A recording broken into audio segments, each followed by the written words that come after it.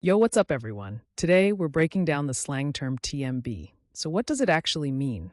In simple words, TMB is shorthand for tag my back or tag me back, which people use to ask someone to reply or respond to a message.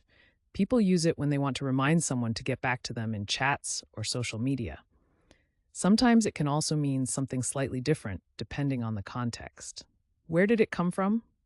Slang usually has a cool backstory. TMB first showed up in early texting culture around the 2010s. Over time, it spread into everyday talk, especially among younger people who text and message frequently. Now let's check out how to use TMB in a sentence. Correct example 1. Hey, don't forget to TMB when you see my message this evening. Correct example 2.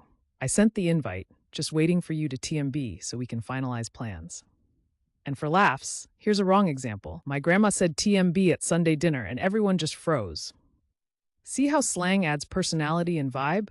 Using TMB right makes you sound natural, but using it wrong can be hilarious. Quick recap.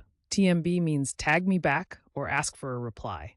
It started in early texting culture around the 2010s, and now you'll hear it in conversations, online, or even in casual messaging.